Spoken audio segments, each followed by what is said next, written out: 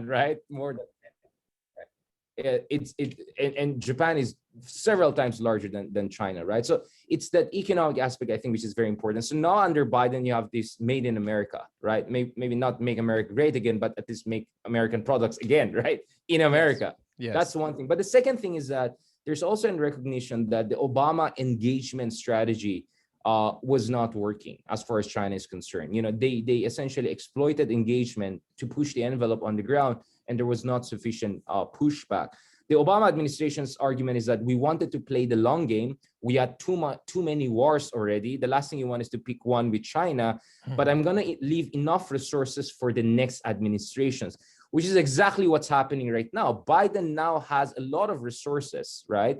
Because Obama was able to pull back. He didn't get into war back in the days. He tried to resolve the issues with the Iranians, among others. And then now Biden is also taking America out of Afghanistan. So that may give finally Americans not alone unilaterally to push back against China, but if Americans can work with their allies, they can perhaps corral sufficient resources to what I call constrain China.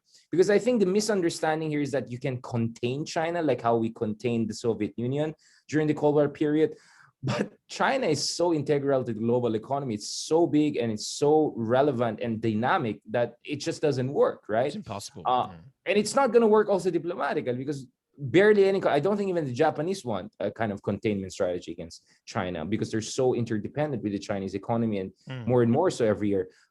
But I think constrainment to constrain China through diplomatic, economic, and military countermeasures, that's very doable. And I think did this you is where refer to Biden is improving on Trump. Yeah. Did you refer to it in your book as well as congagement? Congagement. Thank you.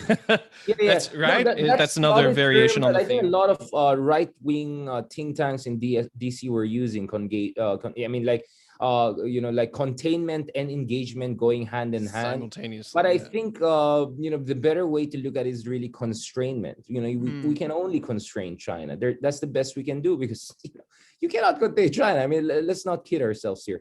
But you can constrain China, and my fundamental contention is China is still a rational actor. Xi Jinping may sound like all over the place to a lot of people, but I think he's still, my understanding of Xi Jinping was this. He's kind of the opposite of Shinzo Abe. Like Shinzo Abe was using domestic reforms to push for a new Japanese role in the world, right? So I think all of his domestic reforms were kind of like just to give him a kind of a fuelage, right? For him to launch a new Japan, which is more relevant in the region geopolitically and economically, which he quite successfully has done, at least compared to where Japan was 10 years ago. I think with Xi Jinping, it was the opposite, right? He wanted to do some tough posturing outside, especially in the South China Sea on Taiwan, so that he has sufficient political capital to do major structural reforms in China. And I think he has been quite successful. I think everyone was expecting China's economy to slow down. It's not slowing down. And one reason is digital revolution, right? Everyone thought that his corruption crackdown will create big backlash. It didn't happen. He further consolidated power. Now, obviously, China will have problems down the road. They just kick the can down the road. There will be big issues with demographic decline, with environmental issues, with succession issues. We don't know who's going to.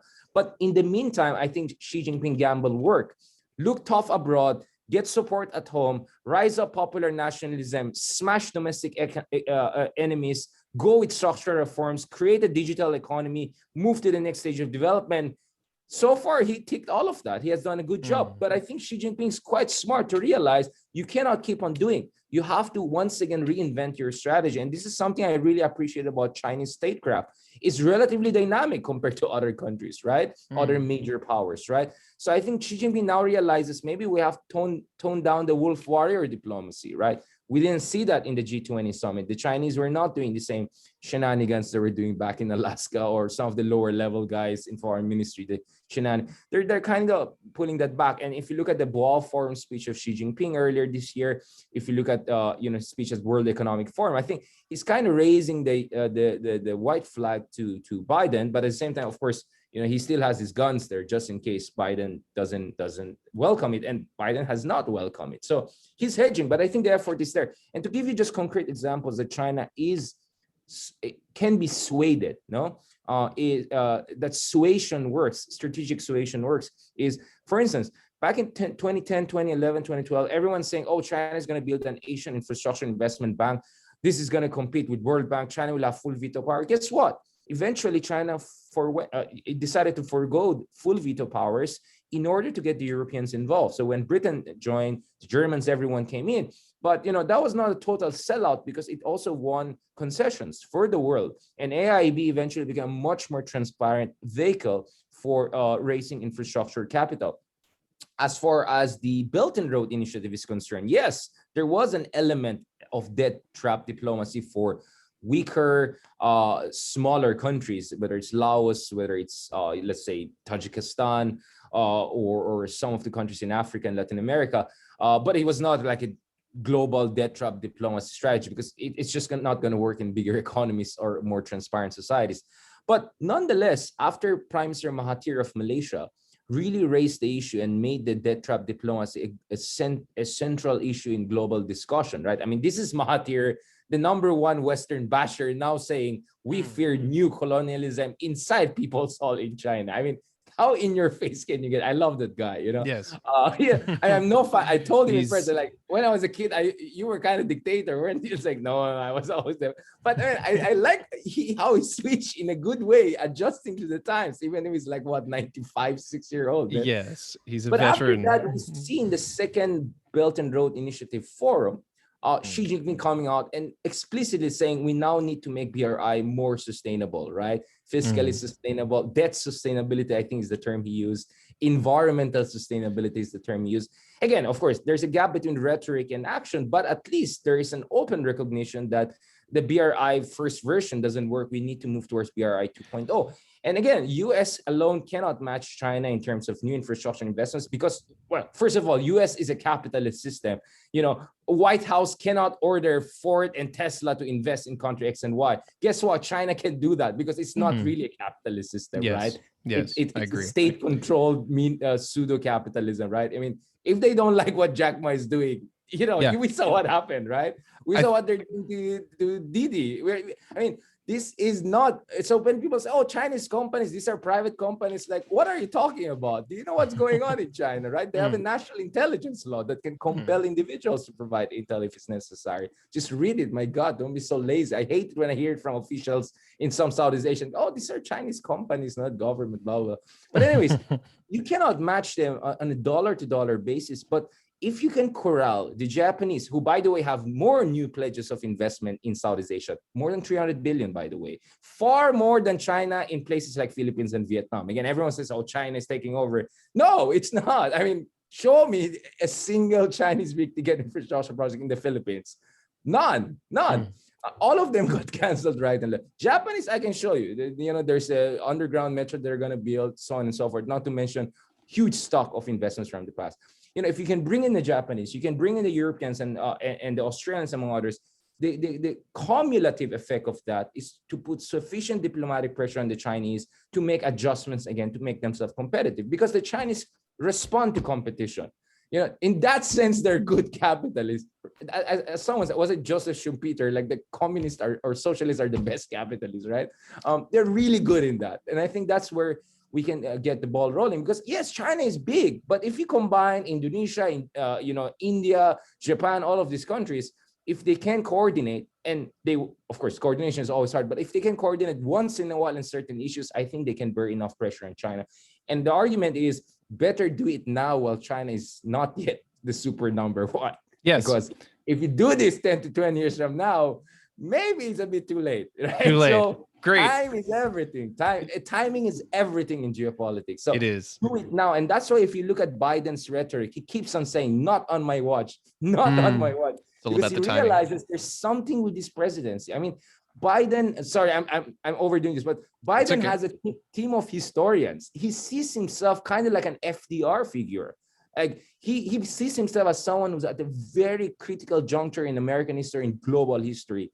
And my understanding, he'll run again in 3 years' time. So I don't know how old he's gonna be. It's like what, 90, like whatever, something like that. But he's gonna be 80 plus. He's still a young guy. I think he'll be 82 or something. 82, right? Yeah. He's gonna run again, almost certain. He'll try his best to run. Whether he wins or not, let's see. But the point is, he wants to use this 4 to 8 years window to create enough pressure on China to set the tone for the next generation or two. Because if we wait more, if we do more Trumpian, like good intentions, but bad execution, or sometimes even bad intentions, right?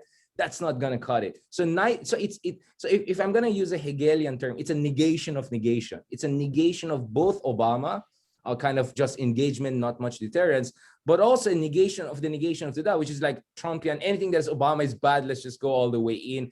Cold War, that doesn't work too. So I think we have a very much optimal synthesis under Biden so far. Okay. As far as overall Indo-Pacific strategy is concerned. Fantastic. Richard, I think there are three main takeaways that all sort of interlap very nicely together from what you've just shared with us. So the first is, if we look at the Indo-Pacific, I think what it teaches us in terms of countries trying to either totally placate China or totally resist or confront China, it seems that often perhaps the most effective way is some sort of a middle ground where countries don't really reveal the their total plan, but they do on some points. For example, what you just brought up with Mahathir Mohamad, Malaysia's former prime minister, how he was supportive and welcoming of China's BRI, but then totally did a about turn and said, nope, this is too expensive. You need to cut the price. And they came to the negotiating table.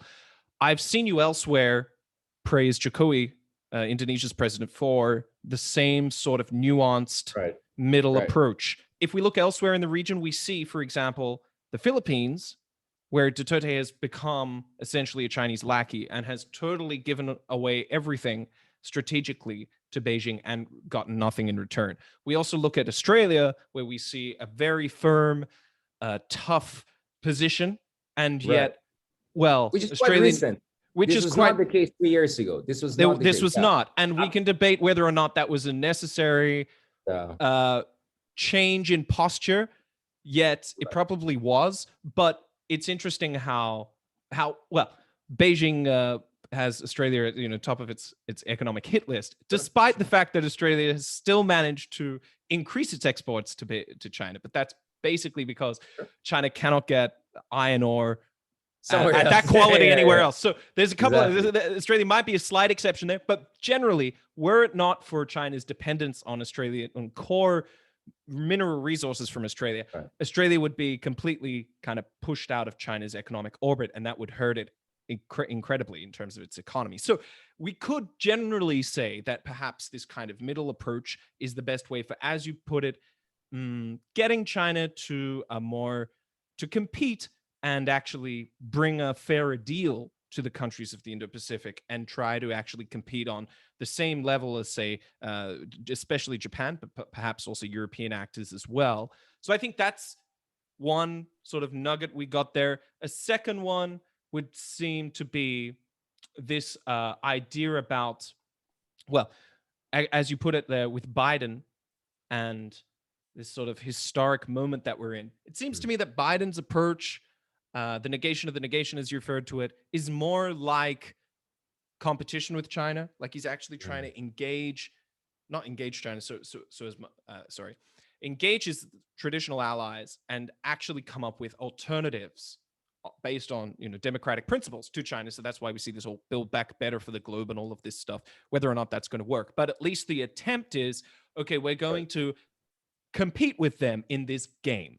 Whereas the Trumpian model was more like, we're going to confront them and we're going to try to push back. And I think Pompeo is behind Trump's model, right? Basically as Secretary of State during that time. Now he could be the next Republican candidate. So 2024, will Biden get a second term, or could Pompeo be in the White House? We then could see again this resumption of competition with China as opposed to confrontation against China as opposed to competition with China. But it seems, from what our discussion sort of hints at, is that for the Indo-Pacific, it's actually better to have competition with China, because then China becomes a fairer player in this game, and the US strengthens itself as well, and its allies strengthen itself as well, because it actually has to do a bit of self-reflection to think about how can it actually offer something better.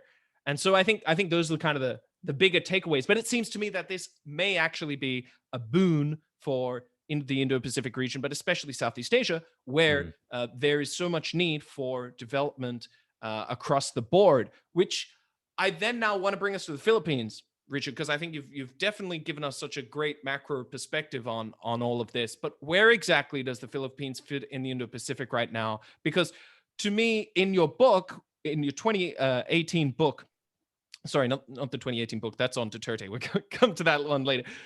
The other book about, the Indo-Pacific, Trump, China, and the new Indo-Pacific, we see there are you lay out well 3 visions of the Indo-Pacific. You've got Modi's, where India is a transcontinental pivot state, and you write, quote, the Indo-Pacific is this is a vision of shared by middle powers of shared order and collective prosperity, which selectively congages China.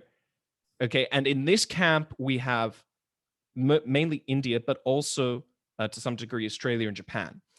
And then we have Indonesia's vision, the second one, which is the most non-aligned, you put it, and is very ASEAN-centric, and it recognizes China as a pillar of the emerging security architecture.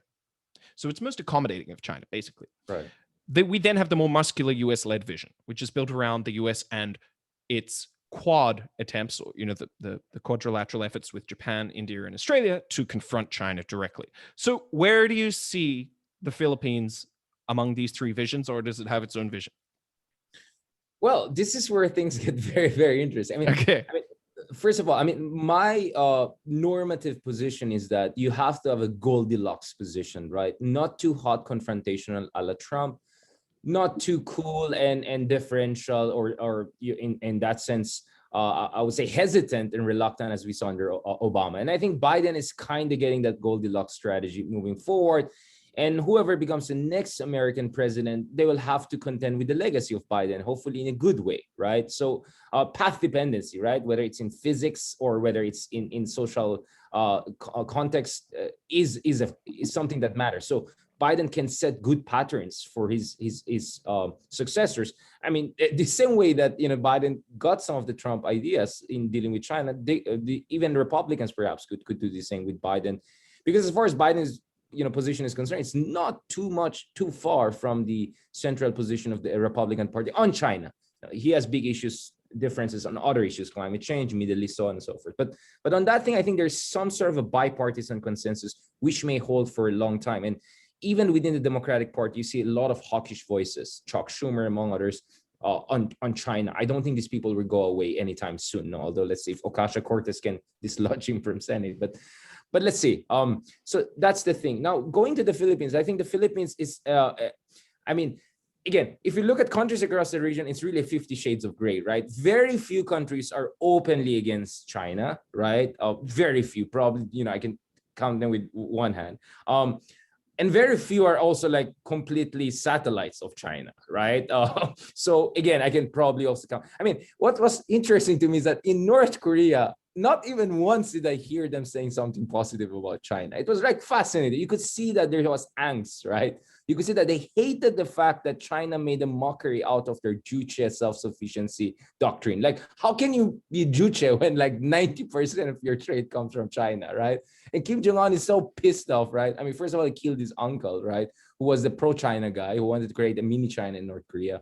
And now he has sealed off the borders with China. I don't know what the situation is going to be. It's going to be even worse than what we saw back in 2018 and 19. I'm quite worried about situation on the ground. So again, go to Pakistan, the supposed other ally of China. Look at Imran Khan. He's begging the Saudis and Iranians and all to bail him out because they're too dependent on Chinese investments. And Chinese BR investments are not really doing well, right? You have the Baluchi insurgency against investments in Gwadar. You had even a bombing incident in Islamabad a few years ago. People are not paying attention to this stuff, right? Hello, it's not like Pakistan is a given. They love China. Much of it is out of desperation, right? If they have options, they'll diversify. The same thing with North Korea. So that leaves you what? Cambodia? Yeah. So that's my point. Like, who are China's allies? Well, can I ask a tangential question? Do you think China really needs allies? I had another guest on the show a couple of weeks ago, Mohammed Zishan. We were talking about this exact problem. Does it really need it? Is its strategy to gain influence and have other economies become dependent on its economy? Does it need allies? What's your opinion? That's China. Look at the whole tributary system, right? Yeah. yeah, the whole Tiangxi, right? Harmony under heaven. It's like Sinocentric, right? That was the whole point. You balkanize the region, make him differential and dependent on you. I mean, that's the Chinese statecraft BC, right? Like this is thousands of years in the making. I doubt the Chinese want to get rid of that. It's just that they can't get if they can, I think they would love to. It's just they can't, right? So for if they could, they would love to have allies. That's what you mean. Satellites, let's just call it that way, just the way that Soviets wanted it. But of course, they don't want it to do it the Soviet way, which is to put military troops there and bankrupt yourself propping them up. The Chinese are smarter than the Soviets in that sense. But if they can, they would love to have a satellite. They just want to do it the cheap way, just co-opt the top leaders and then the rest will follow. Well, that may work in Cambodia, but not in the Philippines, right? Which goes to our discussion. Now, that also matters because US power in the region is a networked power. It was never just US versus China. It was US, all its bases across the region. And yes, of course, there's no illusion that US allies are 100% reliable. Of course not. But even if Japan is 40% reliable, even if Australia were 20% reliable, cumulative effect of all of these partially reliable allies, you put that all together, then you can see the power of America in the region. That's why the staying power of America cannot be underestimated. So there are all of these fools who say, oh, but you think Japan will blah, blah, blah. Or that's not the point. No one has 100% reliable ally. That's just not how the world works. But if you have 10 allies, pretty huge countries, even if they're just 50% reliable, when put them all together, and the other side, you have what? North Korea, Pakistan, and Cambodia with China. I'm not sure the balance of power is really that much against US as a networked hegemonic power. Yes, because everyone looks at gross indicators, US GDP versus China's GDP. That's dumb. That's not how you look at power. You don't need to read Foucault to understand power. Just look at objective indicators. You cannot look at just gross economic output alone. You have to look at network of alliances. You have to look at qualitative edge in next generation military technology. Yes, the Chinese are catching up, but so are the Japanese developing 5th generation. So are the Korean developing, right? So even though some of these countries are, more towards engagement with China than the others, at the end of the day, they're US ally. And my hunch is if it gets ugly and push comes to shove, if you go back to First World War, Second World War, you can pull in allies. If it really gets ugly, I don't think the Koreans can just play it safe. I mean, they have their US bases there, right? They will be targeted by China, right? It's not like the Koreans can say we're neutral. It just doesn't work. If things get ugly, it doesn't work. And by the way, let's not forget, this is all a game of deterrence. The more networks of bases and allies you have, you will dissuade the other side from even challenging you. That's the game here. No one wants war. This is the thing. But we can sleepwalk into war if we don't play our cards well. And that's why you have to have a Goldilocks strategy. Now, going to the Philippines is exactly cut across all those three lines. So Duterte and some of his minions are obviously sounding more like Hun Sen and probably have already got the golden medal for loyalty in Southeast Asian region, right? As far as China is concerned. But that's not the position of the defense secretary, of the military establishment, of the foreign secretary, of bureaucrats, of the media, of the public. And, Duterte, yes, I think he has a lot of, he is an imperial president, if I may use that American term, in terms of setting domestic politics, right? His drug war, among others. But foreign policy, my contention from day one was he never has unilateral power. He has to contend with other veto players. The Chinese Filipino business community, the military establishment, which is close to US, trained by the US. And that has always hampered Duterte's ability to pivot fully to China. That's why the Philippines actually has a dual foreign policy. It depends on who you listen to. And of course, that has created a lot of uncertainty, both for US and both for China, in both good and bad ways. My point is, it's good to play good cop, bad cop if you're doing it in a coherent and smart way. But if you're good cop, bad cop, because there's really a complete disintegration of your decision-making process, that's not good for the Philippines. So as a result, the Philippines is not getting anything either from China or US, right? We're yet to get the advanced armaments from Americans that we have been asking for. We're yet to get a single big-ticket infrastructure investment from China. So, you can play. So, Duterte's art of the deal was kind of promising in 2016 all the way up to early 2017. And you can see that in my earlier writings, right? Which a lot of people misunderstood as me being a pro-Duterte guy or his unofficial spokesman, right? But, as Keynes said, when facts change, I change my mind. What do you do, sir? Right? And so I observe the facts on the ground, and it's like, this is not looking like equilateral balancing anymore. This looks like fragmented decision making. This looks like sloppy pivoting to China. This looks like mindless fighting with allies. I'm not happy about that, and in light of that, in 2019, I did the blank column protest against Duterte, right? Title, Duterte's independent foreign policy, and then blank, right? Which got me a lot of trolling, among other things. But, so that's why a lot of people don't understand, because, not many bother to read probably 1,000 articles and book and everything throughout the years. But that's how obsessively I've been writing the first draft of history of Philippine foreign policy under Duterte, among others, over the past years, obsessively looking at every single change, minutiae changes. And what I can say is that the Philippines is an unfortunate case of failed foreign policy diversification. But should a centrist, quote unquote centrist, become the next president of the Philippines, I believe, just like Biden, we can have a good negation of negation. Both a negation of the history of subservient American-leaning Filipino presidents. It was just shocking, the things I came across working in the government in the past. And it's like there's a presupposition like as if Philippine and American interests in the region are similar, or like they overlap. That's not the case. Even the Japanese or Taiwanese or Koreans, like, they never presuppose that American and their interests are more or less overlapping. No, they're allies. Sometimes it doesn't and sometimes you have to pull and push, right? That was not really the case with former Filipino presidents, to be honest, with all due respect to them. No, a lot of them, some of them have been good friends and all. With Duterte, I think he correctly recognized this is wrong. Except his solution was even worse, I would say, because this is a guy who barely traveled outside the country. I don't know, probably his passport was like 2 stamps in 10 years, or 5 years.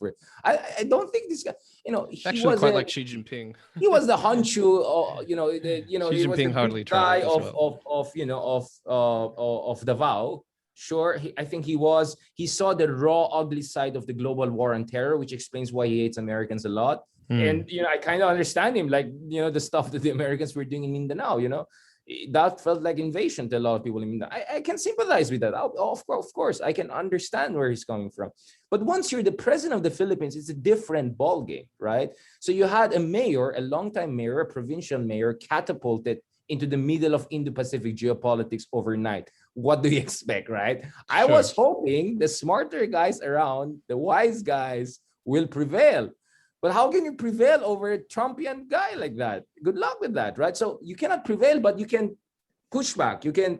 So the result is this back and forth, contradiction, which I absolutely believe is not intended. This is not good cop, bad cop. This is a fragmented, dualistic foreign policy with suboptimal outcomes for the Philippines. But I'm not giving up hope. That's why I'm writing a lot and I'm talking to a lot of people, because I hope the next president, even if it's Sara Duterte, they will learn the lessons, the deficiencies of their father or the current president, and work on it, because I believe we can do it. And just to end at this point, I'm really, really inspired by the quantum leap in terms of public consciousness on policy issues. Believe me, 5-6 years ago, who cares about South China Sea if you talked about it, right? Like, what is that, right? Okay, not 7 years ago, I would say, like 2013, 14, barely anyone. I think I was among first persons in the Philippines going to media and talking about South China Sea. It was so vague. Who cares? Now, I have taxi drivers debating with me on UNCLOS, United Nations. It's amazing. I love it. I'm so encouraged by it. Again, of course, the quality of discussion is not quite there yet, but the interest is there. Geopolitics is now sexy in the Philippines, and I cannot, deny it. Duterte's shenanigans kind of made that possible. He contributed to me, because Duterte is just so randomly and trivially talks about geopolitics that it suddenly becomes relatable to everyone, whether you hate him or not, right? Like, can you imagine? I'll post something on geopolitics and it gets like 20,000 or 16,000 likes on social media. This was unthinkable. Probably celebrities posting some stupid stuff about their fashion could get that. But now you can get that in the Philippines. It's just mind-boggling. So for me, we can get something good out of this, as bad as the situation or suboptimal. my vision is long-term. You know, we want to look after our national interests in the next 5, 10, 15, 20 years, because I think that's the window before China locks it in. Sure. I admire your optimism, Richard. It's very encouraging. Very cautious optimism. Cautious optimism. But I think it's very encouraging. I've just got a couple of questions. Seeing what happened in other regions, like in the Middle East, I think we are in a good position still. Okay, well, maybe it's a strategic gratitude, right? I mean, if you have seen what's there in other regions, you'll be happy with what we have. That's the perspective. Perspective is very, very important. Very important. And the experience that informs that perspective. And as your experience says, you say 10 years, it's not just a stopover in the Middle East. So we've got a couple of questions. To me, like I appreciate you sharing what it's like on the ground there in Manila, because it seems that this unbundling or falling apart of the Duterte diplomatic strategy has been, years in the making, or, we could already see its failures coming back in time. But I think for the international community, it seems, although everyone was quite suspect of Duterte, obviously, it seems that the jury was still out on whether or not it could actually eventually work for the Philippines in terms of hedging between the US and China. But I think at least the point for me where it all sort of fell apart, and I think it was quite obvious, it was a very public kind of embarrassment, was the Whitsun Reef standoff this year. I think that's where the Philippines was really shown to be as vulnerable as it could be. You had all these Chinese quote unquote fishing vessels there, couldn't do anything about it. And then Duterte got very desperate, and now he put a gag order on his cabinet ministers. So then you couldn't hear, for the international community, couldn't hear the other side of what you're talking about there. This pull and push between Duterte and the sort of, if I were to be cynical, the quote unquote deep state, or we could just say the legacy, the established steady state. I think that's the term that some folks in Trump. I mean, we are the steady state, right? The steady state. We are the counterpart to the madness of populist leaders. Right? That's right. Steady state. I'll call them that. Yeah, when we couldn't hear the state's voice after he sort of put that gag order. So I just got a quick question.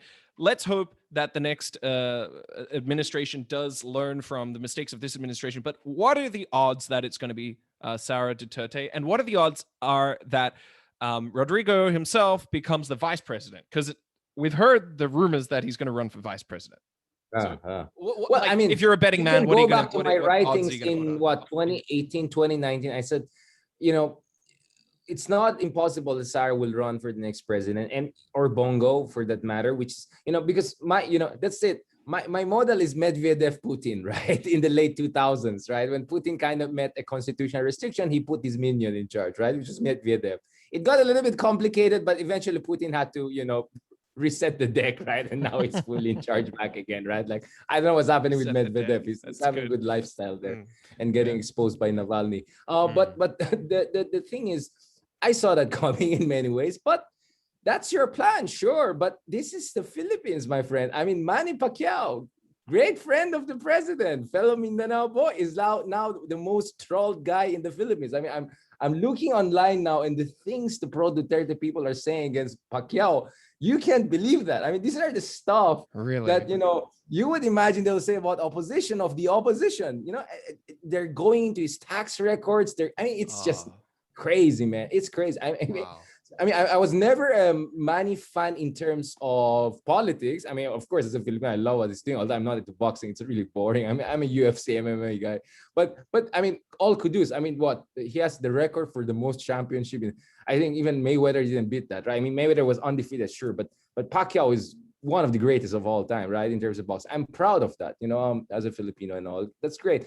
But but it just shows that now Pacquiao is openly challenging Duterte, saying there's corruption under your and as I said, one of the great legacies of the late President Aquino was he made the corruption issue a central political discourse that even Duterte could not deny it. So Duterte, you can say anything about him, like you can say he's Chinese puppet, or you can say he's doing this drug war and all of that. But if you say he's corrupt, he's so sensitive about that. He's so sensitive about that. And when Pacquiao talked about corruption, that pissed off Duterte. He went rambling and saying, Pacquiao, you know nothing about politics, not. So now I'm seeing what's happening to Pacquiao, but Pacquiao is Pacquiao, he's not gonna move, go down without a fight. The more you hit him, he's gonna come back stronger. And if So maybe for the first time, I'm gonna watch one of his boxing matches really with interest. Sorry, not because of Pac. I really just don't like boxing. Watching boxing as a political commentator. Yeah, because if he wins the match in August, oh my God, he will run. He will run. My man, go. I mean, there are other stuff confidential, so I cannot share, but I know there are movements going on. And then the other interesting are the Marcoses, like Imelda Marcos, by the way, I'm sure people know her, Imeldific, all this. She's still alive. She's still around. I think she's a governor now. She was a congress. She wants to get back to the Malacanang, the presidential palace, you know, before the sunset, right? And I think, you know, these elections, that's our it. Chance. And Ferdinand Marcos Jr., right? He's 63, I think, already, a Wharton graduate. Although I don't know how he graduated from Wharton because he never got his Oxford undergraduate, but never mind. Things happen, right? With business schools. I don't know. Your dad is the dictator after all back in there. But anyways, that's a difference. But Bongbong Marcos is saying, wait. I practically won the vice presidency, at least from his perspective. I just lost it by razor thin. I'm challenging that. Naturally, I think I should run for the presidency right now, right? And he's bringing back the issue that he was cheated in the elections. He should have been the vice president. Why? Because you want to run for the president, right? So there was a gentle nod on the Duterte's, hello, we are here, right? That's why I think I've been among the first guys who said, let's not forget, this could also go down between House of Marcos and House of Duterte. Yes. There are other players in the game. Manny Pacquiao may not win, but he could create a lot of wrinkles, you know, I mean, in the plan.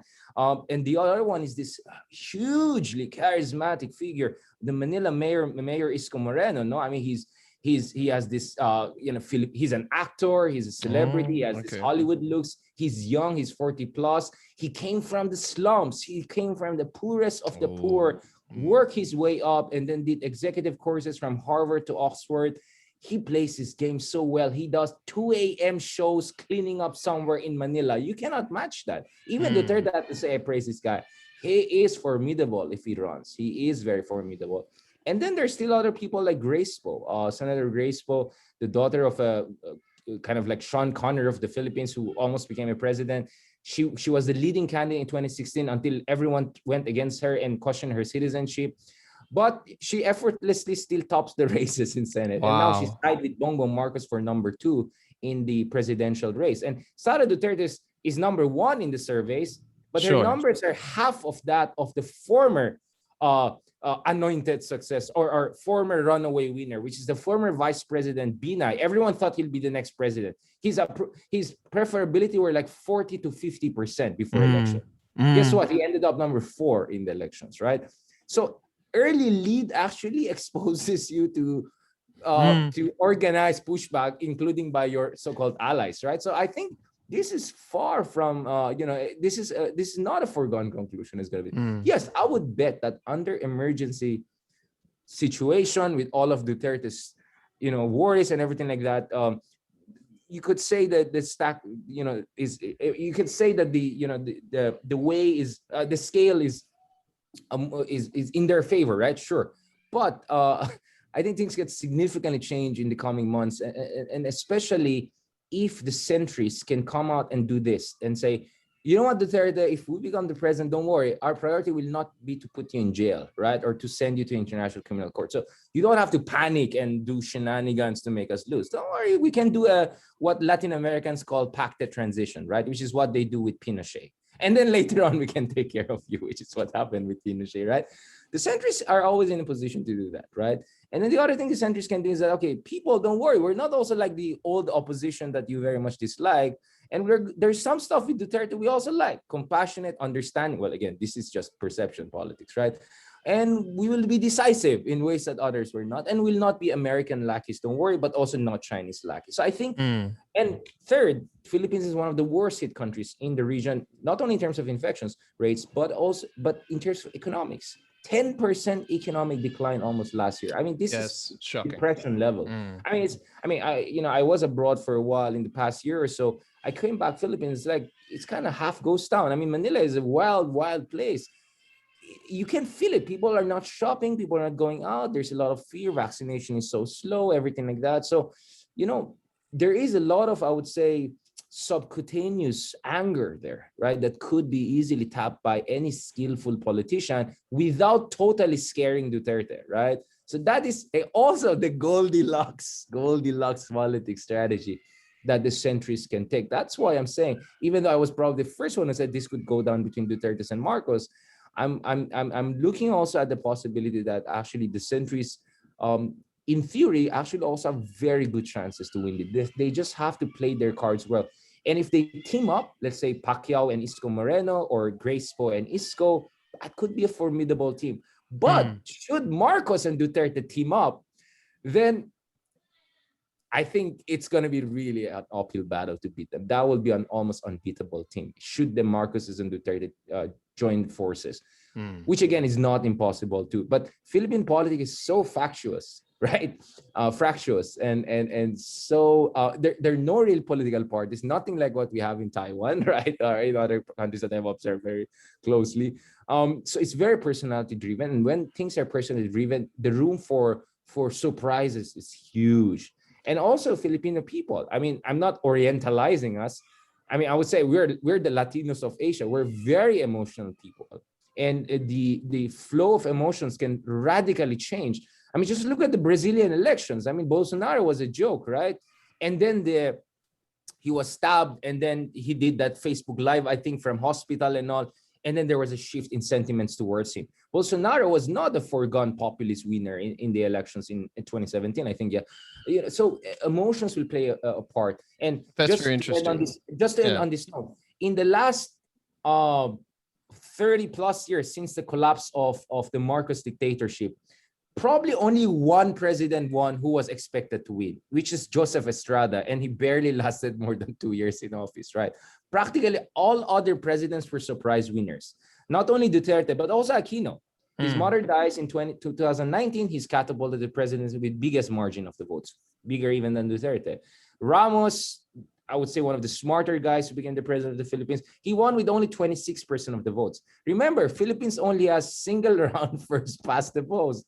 All you need to do is just to win more votes than the others. So if many Duterte-esque figures run, who knows? That actually could even open the room for the opposition to win under Vice President Leni Robredo. So there's something with the electoral design of the Philippines that makes it inherently far more unpredictable than all other elections in comparable democracies. That's very interesting. So that is why it's a fool's errand to say it's a foregone conclusion. But yes, of course, if you were to bet, you know who to bet on now. And I would say if it's a Marcos Duterte combo, whoa, that's going to be difficult. But just to bring it to geopolitics, that doesn't mean if it's Marcos and Duterte for next year, it's going to be Cambodia, right? I don't think so. I don't think so, because these are also astute politicians who are aware of domestic politics of the Philippines, of the military establishment and all of that. And by the way, Duterte, with all of his unabashedness, all of his super pro-China-esseness, right? He couldn't pull it off. He couldn't. I mean, still exercises with America are continuing. Yes, the VFA is in the air, but not abrogated. Other agreements are there. So if Duterte could not pull it off, I doubt that his successors, even his anointed successors, could pull it off. Probably they'll have to recalibrate considering how Duterte went over the board. So in that sense, again, I'm saying the future is rosy, but I believe that the future is far more open, including the chance for progressive change, both on the domestic level in countries like the Philippines, but also on the geopolitical level in terms of constraining China's worst instincts. When is Netflix doing a series on Philippines political dynasties? I think that I think there's lots of stuff happening on Netflix. I mean, honestly, I'm thinking of getting involved into some of these productions and all. You should be a screenwriter if they do something. Yeah, I mean, last year I got this proposal from Oxford University Press to do kind of an annotated bibliography of the 100 best works on Philippine politics. So I had to go back to the time of Rizal in the late 19th century, Spanish colonial era. So it was like 6 months intensive work, going through all classic works and then annotating them and everything like that. And that gave me a perspective of Philippine history. Like, wow, amazing how open history was. Like at one point, Philippines was the country, like the first country in Asia to go against colonial power. The next one is the most desperate country. Again, the next one is the second richest country. Then again, it's a sick man of Asia. Then it's a rising tiger. Then now it's like worst affected. It's just unpredictable. I mean, you don't need screenwriting. You just need to write just to watch the history, itself. Which I want to dig deeper into the nature of Filipino democracy, because you mentioned there that the emotions play such a large role, and you likened it to Latin American democracies. And, you know, I think it's interesting then that we have this Facebook dimension, because social media is so great at manipulating our emotions and the emotions of voters. And you've had firsthand experience of coming up against censorship, or whatever you want to call it, by Facebook in the Philippines.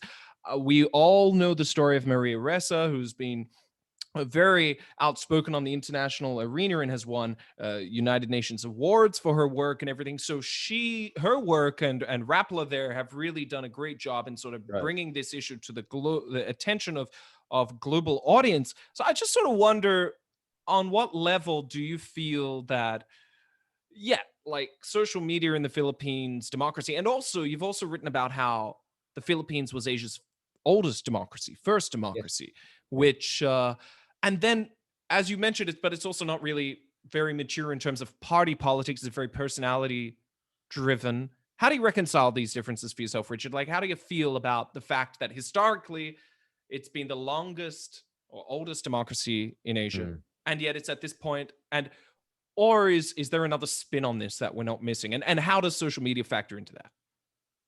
Yeah, I mean, there are many factors, but I would say, first of all, Philippines is as one author put it, an aborted nation. So it was emerging as an independent post-colonial country on its own terms. The Filipino revolutionaries, a lot of them trained in Europe, in German schools, in Belgian schools, engineering schools. I mean, these were great warriors, right? I mean, they really gave it to the Spanish, right? The Spanish were really on their back foot. And then what the Spanish did was, because they didn't want to lose to Filipinos, I mean, as racist as they were back in the days, they just sold it to the Americans, right? And the Americans, they hoodwinked the Philippines back in the day. So that was the first tragedy of the country.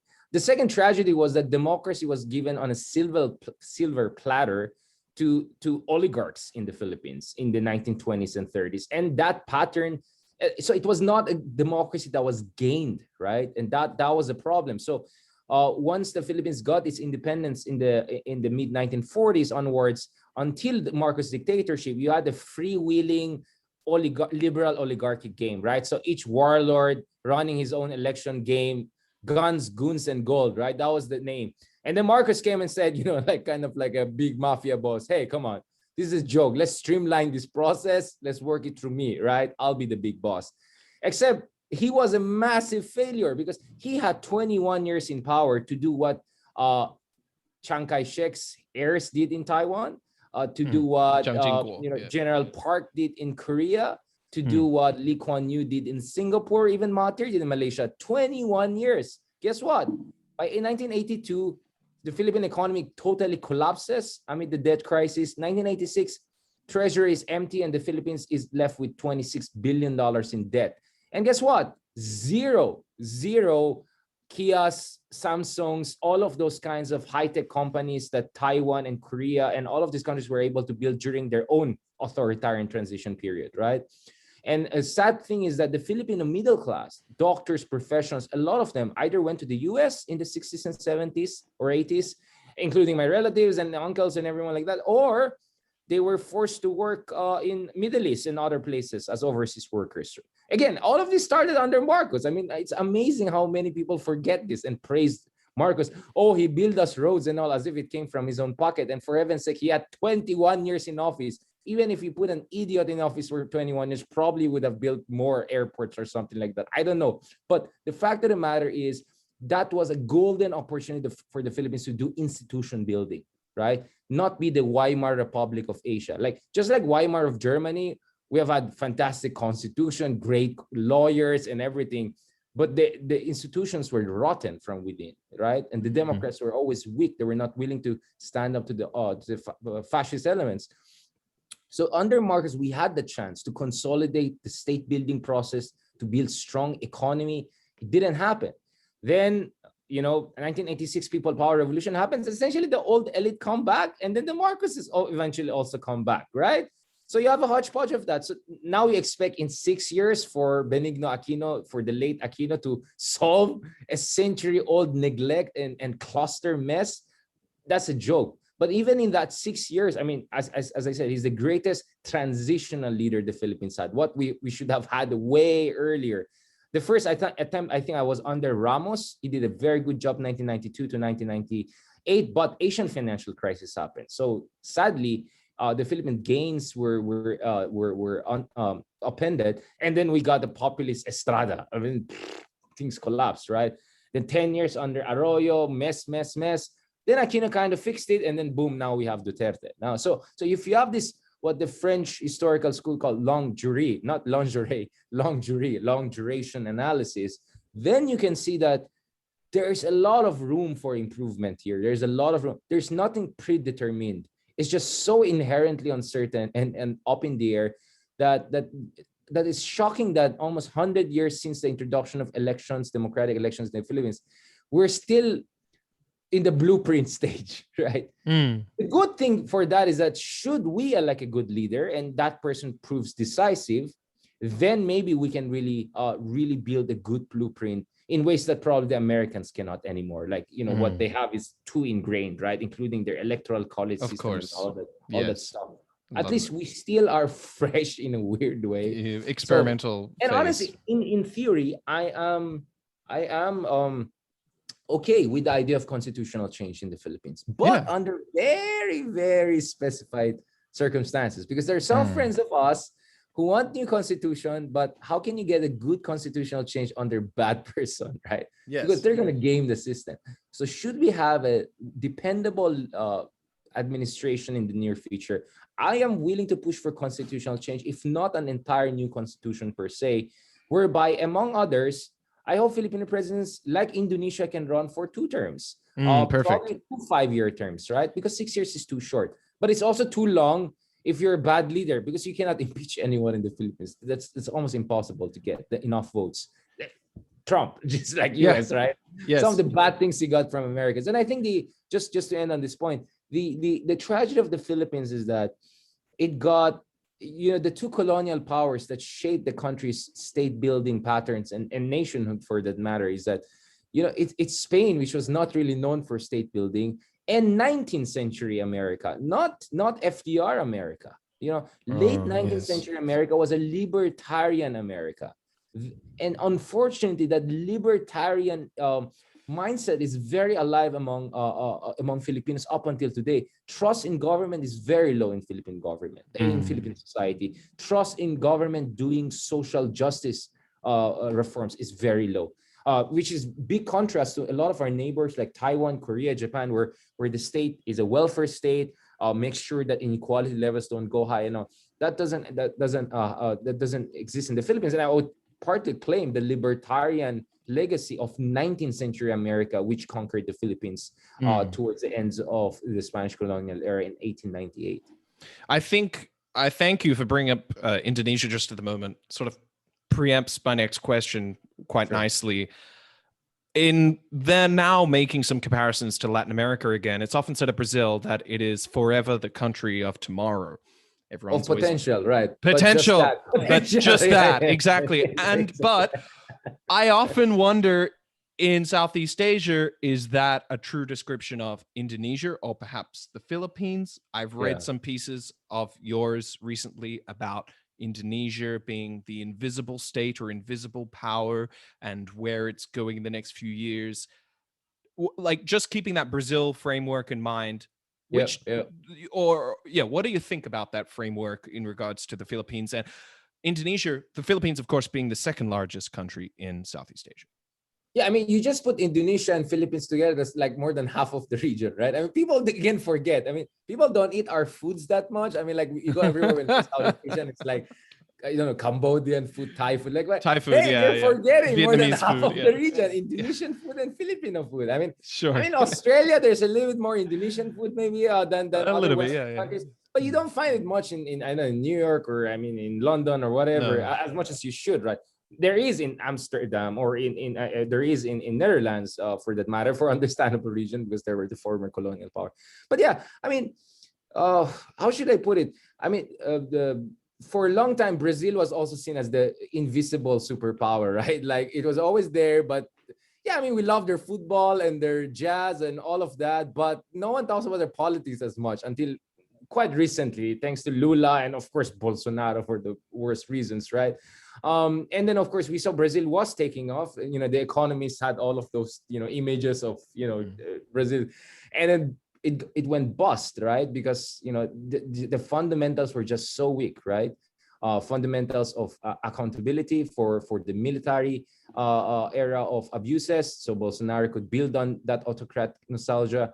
And of course, Lula, there was also a limit to his social justice reforms, right? Which pissed off a lot of upper middle class and rich Brazilians, not to mention the newly middle class who suddenly turned against him. So that's the case.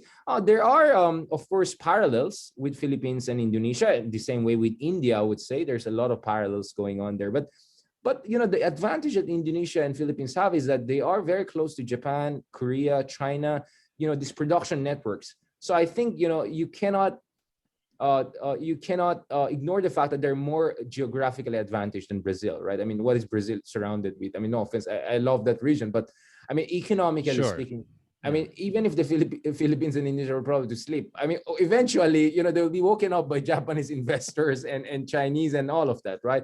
So I think proximity to economic engines was always an advantage they had, right? And we have had bouts of industrialization in both countries, right? But of course, the problem of Philippines and Indonesia is geography, right? In a different sense, because they're archipelagic country, right? So they are close to the engines of growth, but at the same time, they're far away from their own provinces, right? So that's the kind of thing. So you really need to build the basic infrastructure, right? But my sense is, thanks to, you know, all this BRIS stuff, not only the Chinese one and all, there is a good feature, and especially because of digital infrastructure. I think we are much more interconnected in ways that was not possible years ago, and that's why I'm cautiously optimistic about Indonesia's prospect. They have come of really. I mean, considering this country never had democratic experience, like never. Like Sukarno, that was not democracy. He called it guided democracy. Suharto, no way, man. I mean, or they're total dictatorship, right? But soft-spoken version of Sukarno. So, you know, their democracy is just what? Like, I mean, Jokowi is just the second directly elected president of Indonesia after SPY. It's amazing to think about. That's amazing. And how far they have come. And like, yes, I mean, I wrote on Al Jazeera, like I wrote like Indonesia's betrayed revolution, because of course there were super high expectations of Jokowi, right? He was like the Obama of Asia back in the days. Now it's that's like, well put. Yes. Now it's more like his kind of, is he the Duterte of Indonesia? I think he's neither of them, right? I mean, he definitely is a populist, but he's much more progressive populist, right? Than Duterte or Trump and all these people, right? And you know, Indonesia is slowly but steadily moving in the right direction. I'm over the years, my visits to Indonesia, I've really seen how far they have come. Their technocratic and academic community, and it's my also sense is Indonesia has a more inclusive development relatively. I mean, it's shocking because Indonesia is still a resource exporting country, and that generally creates very unequal patterns of growth. But compared to the Philippines, it seems that the middle class of Indonesia is more steadily growing than that of the Philippines. Although I would say the Philippine middle class is at least around 20-25 million, which is more or less like population of Australia. It's not small. But you still have 40 million people at least who are close to the poverty line or below. So that's a big problem. In Indonesia, they're more moving towards 100 million middle class by some counts. So it's quite an interesting. And then, of course, because Indonesia has the size, right, the economies of scale also favors them to become the alternative hub for Japan or Chinese manufacturing in the region, next to Thailand and potentially Vietnam, right? Vietnam is so close to China, so delta per river delta is very close. So that advantages Vietnam, but Indonesia could be definitely the hub of production for many multinational companies, especially Japanese companies down the road. And because the domestic market is so large, you rather build cars there and then sell straight to your customers. So they have the economies of scale that that gives them the kind of advantage. There are 300 million people. I mean, people, this is what I hate. Like people say, oh, Southeast Asia, small countries. For heaven's sakes, like Indonesia is twice bigger than Mexico. Does anyone call Mexico a small country? I mean, I heard many things about Mexico, many unfair stuff. I love Mexicans, but no one says Mexico is a small country. Well, Indonesia's population is almost twice that of Mexico. I mean, this is insane when I hear in small Southeast Asian countries. Are you joking? I think it's because people just geographically in their mind, they just put in Asia. They look at China and then they look at India. And then they say, well, so these countries in the, well, exactly. Then on the map, and even physically, if you look to the south, you got Australia, which is a whole continent. If you like, not to speak about population, but just in terms of size, in people's minds, when they think of the region, they just say, oh, like 10 small clustered countries that are sort of somewhere between these other huge sort of big geographic spaces and civilizational states or whatever. On the map. I see that. But I mean, people think Japan is small on the map too, but they became almost the number one superpower, and they have what, 100+ million people, 150 million, I think, at some point. So I mean, that's the point. These are fertile islands. You can pack a lot of people inside of them. I think, and island people like making babies, including pandemic. I don't know. Like, I'm seeing friends right and left. Really? Already first anniversary of their babies. My goodness. This is how long this pandemic has been going on. So wow. Huge populations. You're talking about 300 million in Indonesia. You're talking about, I mean, not now, they're like 250 plus, but they're going to move towards 300 million. Philippines, 15 million by some estimates I saw. So if you look at the 15 largest countries by population, 3 or 4 of them are from Southeast Asia, and you call them small. I mean, like top 15 out of 200 plus countries. That's a good point. That's insane. And so just to end on this point, I really see Indonesia already as a middle power on its own terms, right? So middle power, there's a debate on what it means, right? There's a lot of mumbo jumbo on that, but basically middle power is that you have enough strategic autonomy not to be dictated upon by external powers. I think Indonesia checks that. And then you have enough resources and strategic proactiveness to shape also at least your immediate environment. Again, check, Indonesia has that. And then you also have a potential eventually to be a superpower down the road, given your trajectory. And again, Indonesia checks that. But I would say even Vietnam and the Philippines have that potential too down the road. By the sheer size of their population, the sheer size of their GDPs. I mean, we're looking at multiple trillion-dollar economies in Southeast Asia. Thailand, Philippines, Vietnam, Indonesia has surpassed that a few years ago, right? Sure. So once you talk about trillion-dollar economies, that put things into perspective, right? Yes. And in that sense, that's why I said the future of ASEAN is ASEAN minilateralism. ASEAN multilateralism is deadlocked because of this mindless insistence on unanimity, not really consensus, unanimity, right? In the past, that's not how ASEAN worked. ASEAN intervened in Cambodia. It backed the Khmer Rouge regime for a while against the Vietnam-backed regime after invasion of Cambodia in 1979. And then later on, it forced Hun Sen and other people to introduce democratic elections in the 1990s. That was all done minilaterally.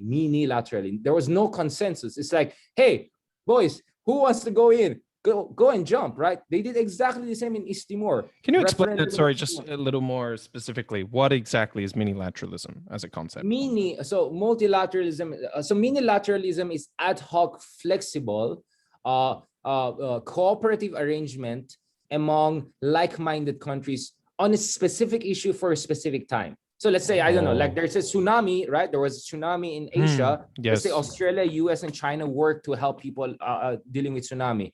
You can call that a minilateral arrangement. So in short, I think the future is this: Quad working with key ASEAN countries on China. Because ASEAN 10, good luck with that. You're never going to get anything against China from ASEAN 10. But Indonesia, Philippines, Singapore, you might get something out of it if you work on a unilateral basis. So you work through and around ASEAN multilateralism, and you work on a minilateral space. So you can work with Philippines, Indonesia, Malaysia, specifically on South China Sea, right? So Quad powers can work with them plus Europeans. You can call it, I don't know, G8 or G9 or a new something like France, Britain, Germany, Indonesia, Singapore, Vietnam, Philippines, India, Japan, US, or whatever. So, you can look at the other alternatives here, whereby only on a specific issue of South China Sea they work together. So we also have minilateral arrangements, like, for instance, certain countries within ASEAN, not on the level of ASEAN, are working on counterterrorism. For instance, patrols in the Malacca Strait, counterterrorism or counter-piracy.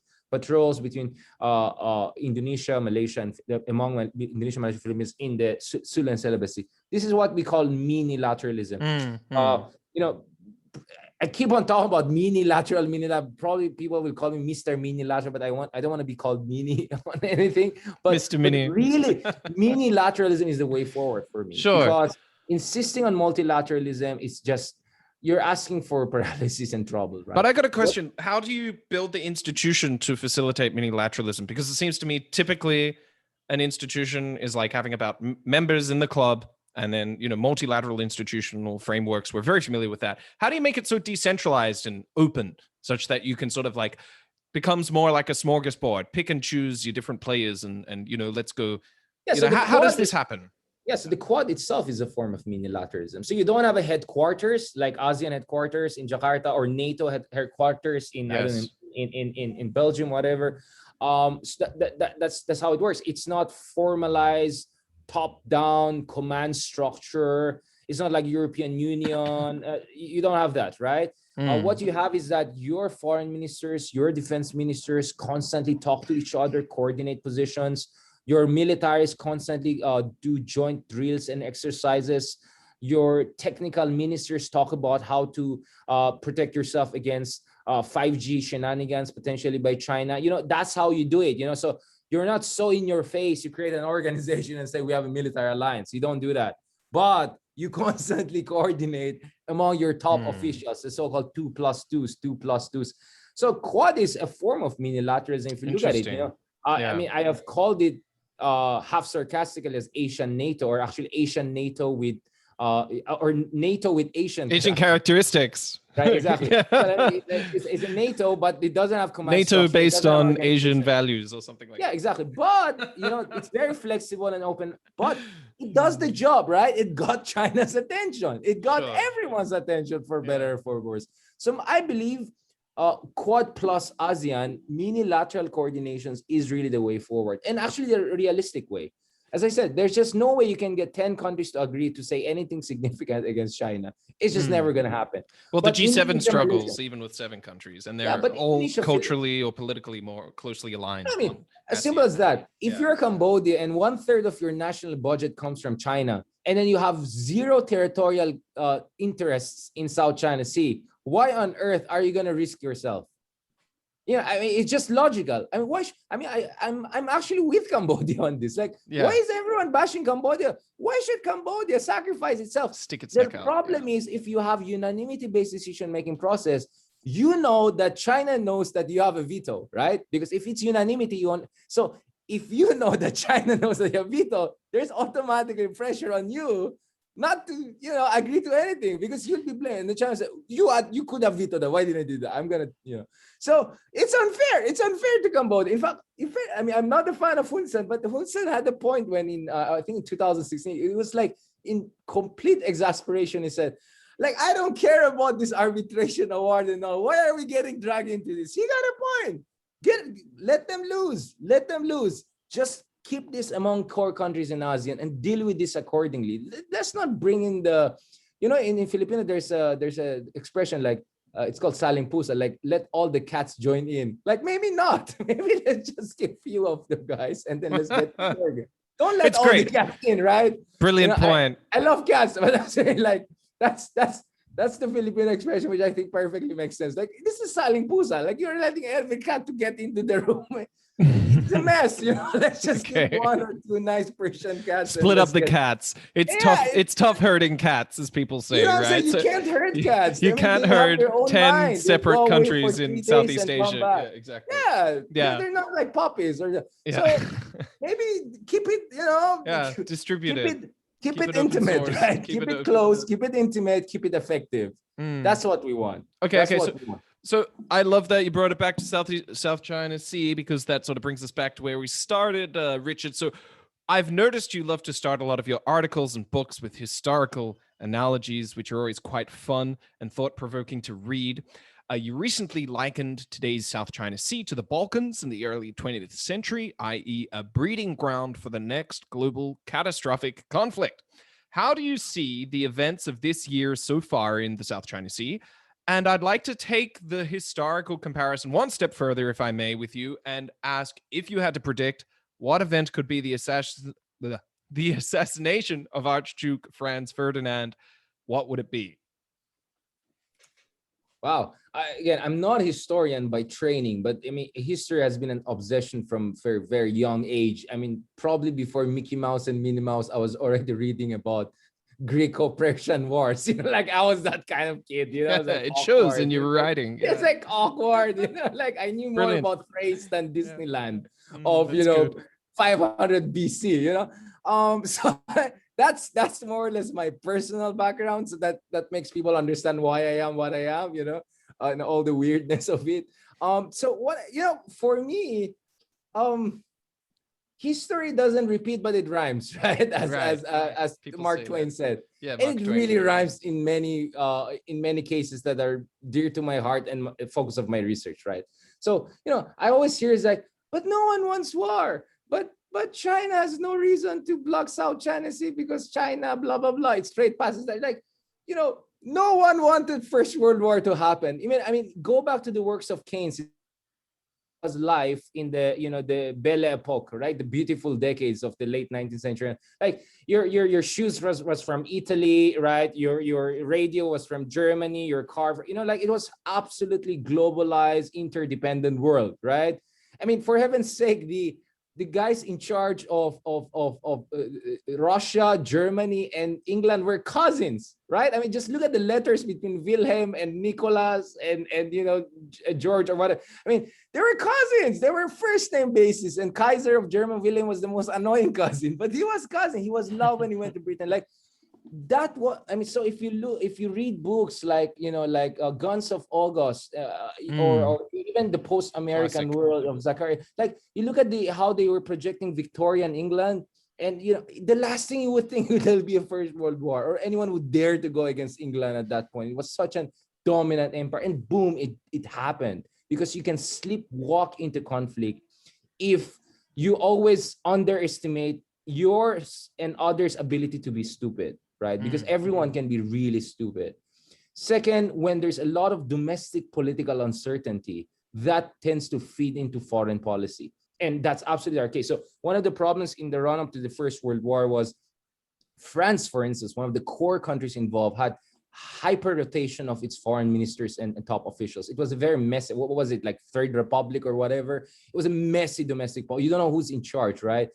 In Russia at the same time, you had the rise of hardliners, Slavic nationalists, and the decline of the more reasonable, smart people. I mean, as you can see in my background, I mean, I love Russian history. So, I mean, this is after the first failed Russian Revolution. So there was a period of reform, and then the hardliners come up. So so domestic politics also matters. Who are the counterparts here and everything like that. And then the other one is everyone thinking that the war will be quick because I have the technology and will. So if I come in strong everyone else will blink. So it's about posturing, right? Boom. And then, of course, rise of popular nationalism, English nationalism, German nationalism, very strong. But here's where things get interesting. Nationalism in the Balkans, really the backwaters of Europe, then maybe also now for by some accounts. Who cares about Balkans, right? I mean, in theory, right? It was like a province of Ottoman. Owned by the Ottomans, exactly. Yeah. But, the smartest guy of the 19th century, probably in politics at least, Bismarck said, one damn foolish thing in that region is going to create the next conflagration. He said that 20 years before the war, if I'm not mistaken, right? And this was when he was being pushed aside by Wilhelm. Again, a big problem. He took out the pragmatic, smart guy and put an idiot like Wilhelm there, fully in charge of foreign policy establishment.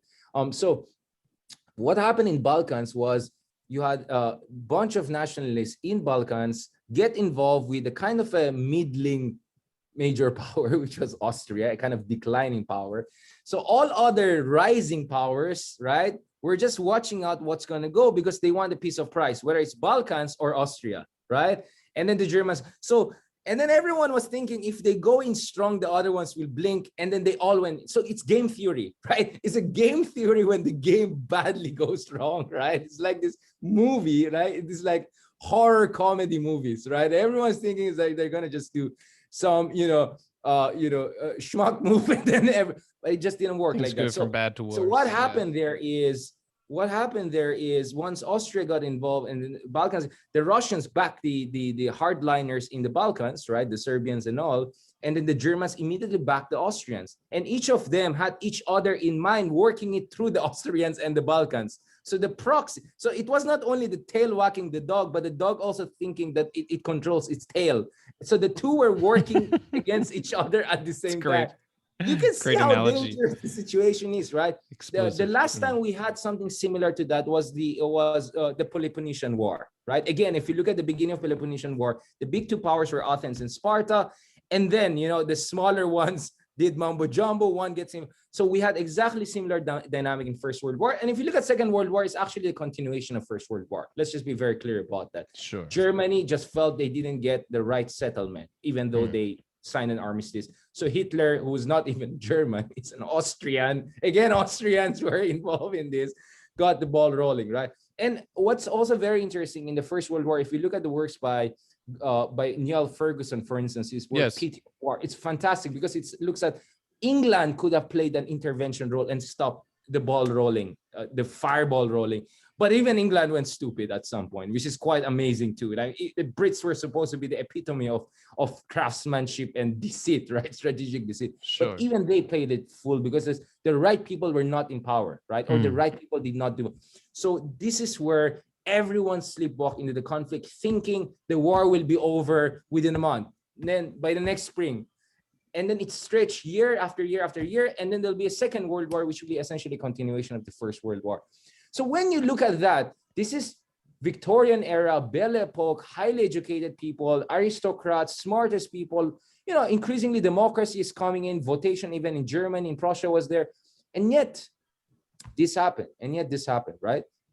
So when you look at that, I'm not sure if as human beings, we have genetically changed enough for me to be very confident in us. So it's just fascinating that the Chinese have been obsessively working through history. I think CGTN had a series back then called CCTV, Rise and Fall of Empires. They studied all of these empires that failed, right? Japan, Germany, Soviet. But what I also realized that the Chinese are now obsessed about one case, fall of the Soviet Empire. Yes. And they're so obsessed not being the Soviet Empire that they can turn into the other ones. That's the fear I have today. So when I see this outburst of popular national, including from my friends in China, they really believe South China Sea belongs to them and all. I mean, what? I mean, yeah, but there's no acknowledgement of the origins of the 9-dash line and where it actually came from, and that is a 20th century phenomenon. If you're being fed nonsense, blah dash, for year after year from your formative years, I cannot blame you if you still believe in that, right? Whether genuinely or not. And by the way, the incentive alignments. I mean, to be nationalist. I mean, was it even Lang? I think joined some of the South China Sea stuff. I mean, right, the pianist guy. I mean, he did some, and you look at the rappers in China talking about South China. I mean, like the complete co-optation of even the celebrities in China. So when I look at that, I'm not sure we learned a lot from history. And then I look at the US, look at Trump, look at Trumpian people, look at the Pompeos and all. I'm not also sure they learned a lot from how Britain got wrong the origins of First World War. So on and so forth. Yeah. Do you think then if there is a incident that sparks it all, it could be something a little bit like a ship being, having a fire attack, a bit like the start of the novel 2034, which I wanted to bring up earlier because you said, that the South China Sea is a great place for like an action or military novel right now. Well, there are American former naval commanders who are writing books about predicting, the next global conflict. I'm not sure they're the best people to do novels, but yeah, I appreciate the effort. Right? Yeah, my good friend. I love. You've said the New Statesman podcast host said exactly the same thing. Actually, but it's interesting to thought experiment, right? And India's role, I think, was was most surprising. But anyway, not to get in, I would love to have the author on this show. But anyway, not to get into that. But do you think it's going to be a standoff like we've had with the Philippines and the Chinese in a particular reef, or is it going to be something else? Is it going to be something about, some of the European frigates or aircraft carriers coming through the waters? Is it going to be, do you think it will be on the sea itself, or it will be something else? Well, I mean, what's your hunch with this stuff? Yeah, then again, no one thought Balkans will be enough for all these powers to go and killing each other for years, right? South China obviously sounds much more important, but then again, people will say, oh, with all this trade and interdependence, who wants to go to war over South China Sea, right? Or a bunch of islands, if I'm going to use Obama's term, which was not really welcome, and I keep on telling them, don't repeat those stuff, right? Just look at how the South China Sea disputes are being militarized and militiaized, right? Just look at the number of militia forces, really goons, right? Just hovering around there, and some of them are getting a little bit funny around American warships, right? I mean, you could imagine some stupid thing could happen. I mean, 2019, you had an incident in Reed Bank when a Chinese militia, suspected militia, just rammed into a Filipino fisherman and almost drowned 22 of them. If those 22 died, they were saved, by the way, by the Vietnamese. Of course, the question is, why are the Vietnamese fishermen there? They were also illegally there. But God bless them, they saved the Filipino. But if they died, the situation would have been very, very different. I wouldn't have been surprised there'll be attack on Chinese people in the Philippines. I hope not. I'm really against that. But you can imagine the fascist elements or hyper-nationalist elements using that for all sorts of nasty stuff. I'm very worried about that. I'm also worried about possibility, China with putting all of these missile systems. Let's say Filipino defense minister or Vietnamese defense minister is flying over for surveillance to position, and then boom, he's shut down. Then what's going to happen? You can imagine, in the age of social media and algorithms, the craziest interpretations will immediately go viral, right? And then you can imagine anchors, everyone will jump because the Chinese think they're the only one humiliated for 100 years. For heaven's sakes, Filipinos, we have been humiliated for half a millennium. Hundreds, right? Yeah, exactly. And we're itching also for reasserting ourselves. The Indians also have had their own humiliation, right? The Mughals from the north came, then the British and all of that. The Chinese should not forget, they are among fellow humiliated people who are all looking for a way to reassert themselves. And by the way, Vietnamese who really, really are angry with the Chinese for all this millennial conflict. So, that's a very hypercharged environment, both in terms of ideology, hyper-nationalism, but also in terms of weapon systems they're putting there, right? So in that environment, we are really flirting with catastrophe here. I mean, at the rate we're going. And, I really hope that folks in capitals that matter, whether it's Zhongnanhai or whether it's DC and all, they'll make some tough decisions. And this wolf warrior diplomacy was really getting me worried. You saw that, right? This whoever looking guy, the Chinese foreign ministry guy, right, saying all sorts of stuff like fake news about, the origins of they have their own lab leak theory against US, and then you had the Filipino foreign minister who got gagged order now, who said he cussed at the Chinese. Yeah. Oh yes. What's his name again? Yeah, he used some pretty foul language. When you have diplomats swearing at each other. That's the canary in the coal mine. That's not even that's like an eagle. It's like a rap battle on Twitter. I'm just saying, I'm not liking it, and I'm worried because in the Philippines, I'm hearing more and more anti-China sentiment, just hatred for anything Chinese, like Chinese people. And it doesn't make sense. A lot of Filipinos are Chinese Filipinos. Yeah, sure. So it's ridiculous, right? Yes. Our national hero, Rizal, was part Chinese. It doesn't make sense. But so that worries me. That really worries me. And converse of that, anti-foreign, xenophobic sentiments in China against a lot of its neighbors, right? And Taiwan, as nice as it is, you sometimes you hear stuff, right? So I'm not happy about. I'm very worried about this. I'm very, very worried about that we're so, I think Kissinger had it right, not always, but in his book World Order, he said something like, Asia is kind of up for grabs. No one accepts no one else as the hegemon in the region, right? The Vietnamese have their own idea. Like in Europe, it's kind of understood, like, yeah, the Germans are Germans, really yeah, basically. leader. Although let the French play second right? fiddle. Yeah, and then they the like British to never belong here, right? So yeah, that's that's the right? consensus. Yeah. The Middle East understands, like, okay, it was really the Turks and the Persians who were the big boys, but we don't want to go back then, so we kind of challenge it. But there's an implicit understanding who are the big boys, right? Here, no one accepts it. Filipinos will never accept, China as the big boy. They kind of had to accept Americans and Europe, what. But no, they will never accept. The Japanese will never accept that. The Vietnamese will absolutely never accept that. And you think Indians will accept Indians that? No definitely way. not. Right? Absolutely. So this is the problem.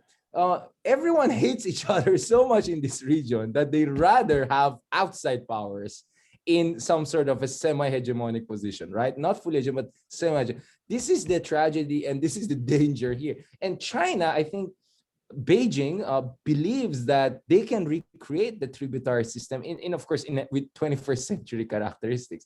And I think they're really wrong about that. I mean, you can read it in their language behind the lines when you talk to them. It's like, there's this idea like, oh, all of you were like little whatever kingdoms. We were the real big guys, which I kind of understand. And the tragedy of China is that I think Edward Luttwak, among others, were good observers of this. They never had to deal with other major empires, like Persians and Romans, right? They had to always deal with each other. There was a kind of understanding like, you're not the only game in town. You have to learn diplomacy. The Chinese never had to learn that because they were never, Himalayas separated them from India. India was never really a consolidated empire like Rome or Persians or Ottomans and all.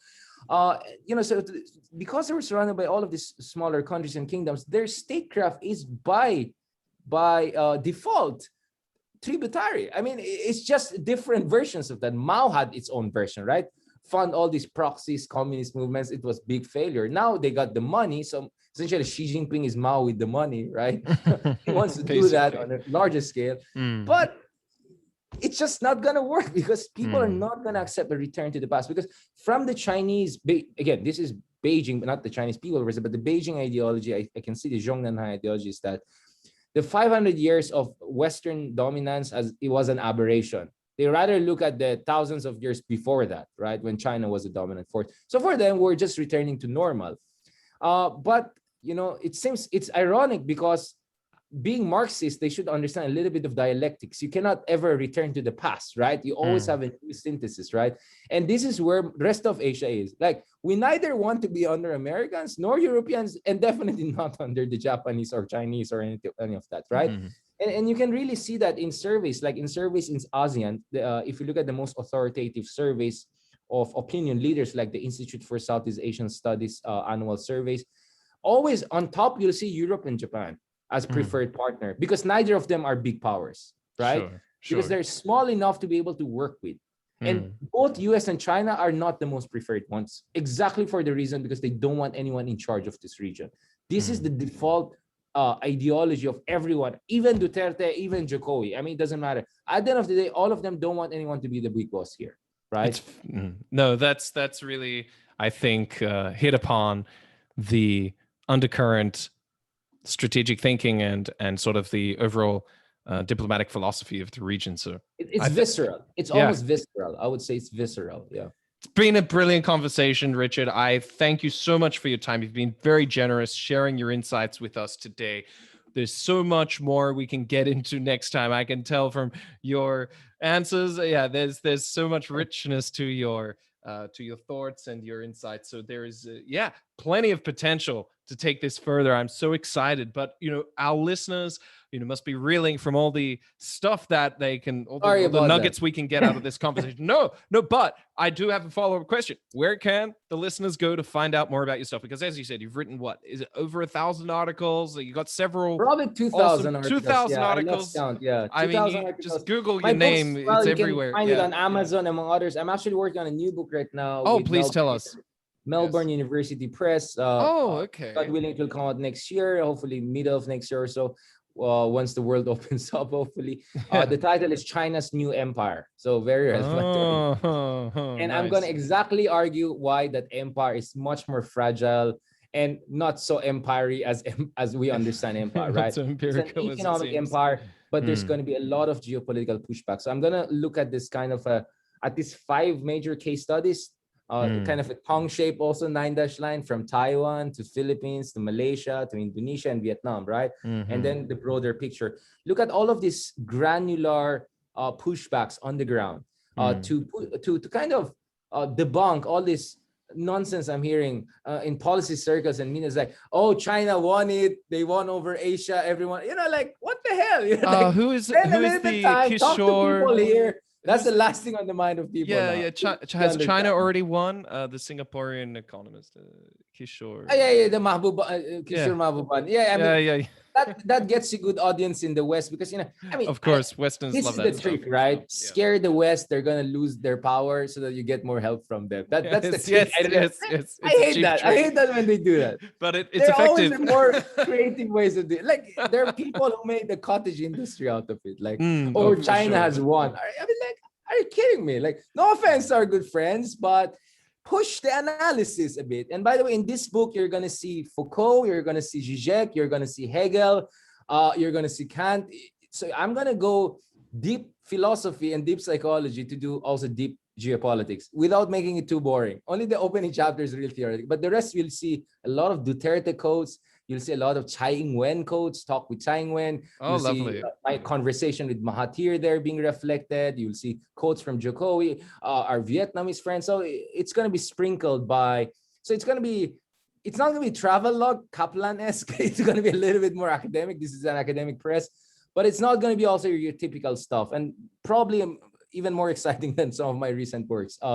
But as I said, everything I discuss here, you can just Google my name next to that topic, something will come up absolutely for sure, right? And a lot of them, sorry, I spoke to Cal. A lot of them are I think you don't need subscription, or if you need subscription like Nikkei, so you can have 3 free every month.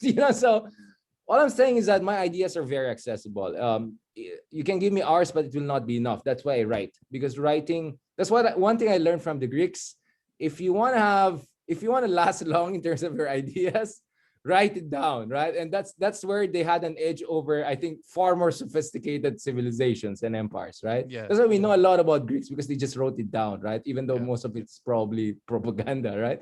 But not in my case. It's all peer reviewed. So that's it. Thank you very much. Brilliant, Richard. Thank you so much. Should people follow you on Twitter or LinkedIn? Oh, yeah. It's pretty easy to find me online. I mean, just Richard Heydarian or Richard Foronda Heydarian, which is my page on Facebook, and then Twitter, again, Richard Heydarian.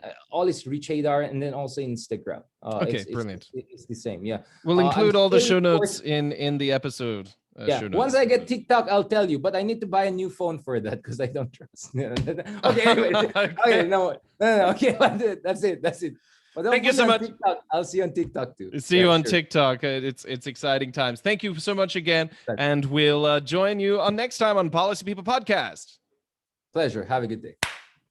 Okay, great. I just clap it out like that. Oh, that's brilliant. I thought it was like we were gonna do like 30 minutes an hour. That's great. That's great. Good. We had a lot of fun. Your fault. You pushed me. I mean, no, I'm so I don't have I don't often have people who can really go the depth that you did with me. So I really appreciate it, because some people they just don't go beyond their immediate specialization. Like they'll say stuff. Scared. But I love what you do. I mean, this is obviously how you get to your level, by just sort of branching out and writing stuff about world politics here, there, and everywhere, and just keep on churning out stuff. You eventually refine your thinking on so many different issues, so you're confident across the board. You can talk about all this stuff. So it's kudos to you, Richard. You're an inspiration, really. The joke with Hegel was that he kept on writing the same book. he kept on writing these different permutations, but more or less that's it. I mean, you by writing and really thinking deep about it, that's how you learn about stuff. I mean, otherwise you're just gonna pick up motherhood statements and cliches and blah blah blah blah blah. At the same time, if you want to question cliches and common wisdom, you have to have something to back it up, right? And in 4 years, I've been in the minority. My arguments about ASEAN, my arguments about China, I was always in the minority. But now, it's getting a little bit more mainstream. So I feel vindicated in a lot of these issues, but I still have other crazy ideas I have to push, which I think will make sense once climate change hits really hard, once technological disruption drives a lot of people into unemployment. These are things I discuss in the final chapter of my Indo-Pacific, but these are themes that could be a whole book in themselves, right? Which I'm at the back of my head, I'm researching and then thinking them through, right? So you're a professor there at is it National Defense University? I can't quite recall. So in now Manila. I wear many hats, right? So exactly. Among others, I'm a professorial shareholder. So it's a university appointment on geopolitics at the Polytechnic University of the Philippines. Polytechnic, that's what it is. Yeah, I also regularly, do lectures at the National Defense College of the Philippines. I'm also now going to teach at San Beda University, which is the University of Duterte, where he graduated. So among others, right? And then let's see what happens next. Cool. Hey, do you know Melissa Conley Tyler from Melbourne University?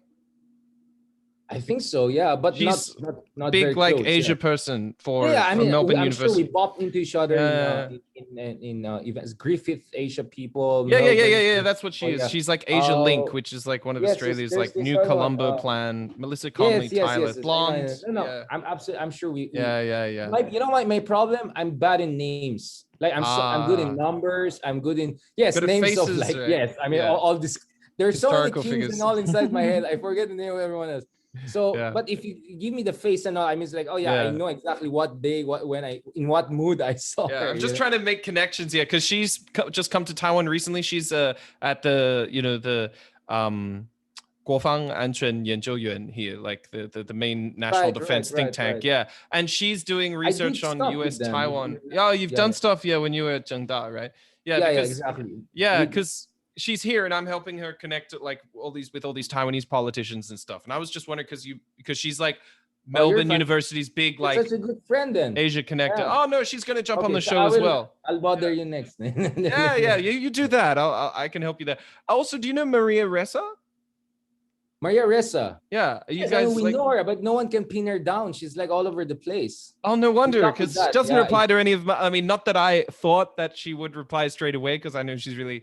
Really high profile, but I've tried her at least twice, and I was like, oh, okay, maybe she's busy or something.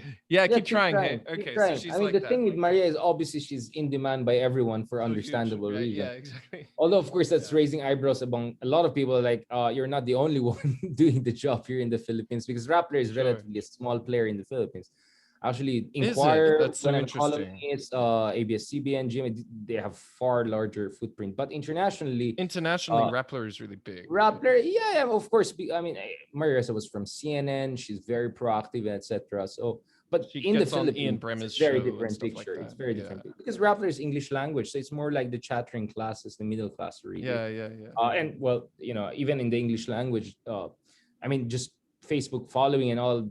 Rappler is relatively small. I mean, probably 2-3 million versus 25 million, 30 million, 40 million of other channels, right? So just online. I mean, I'm not even talking about television and everything like that. So, but that's what. But as far as Maria Ressa is concerned, good luck. I mean, try to reach out to her.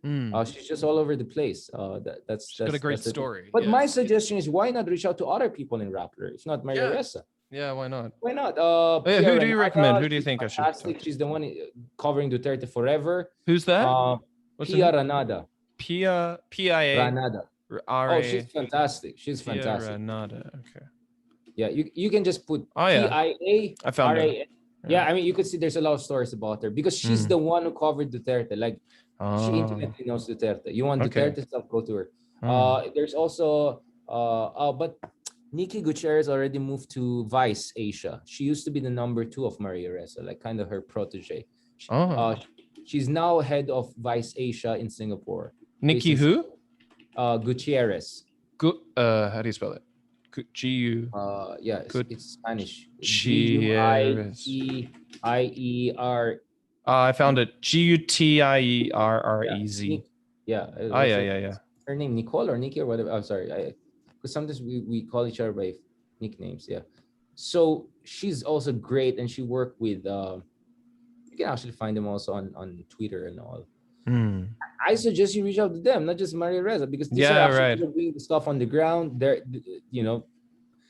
Pia, fantastic. I mean, I have huge respect for Pia. I mean, this I mean, there was once Duterte openly threatened her in front of everyone. It was horrible. I mean, Really? geez, I mean, and she's just a small, tiny, skinny girl, you know, and she's so brave and held herself.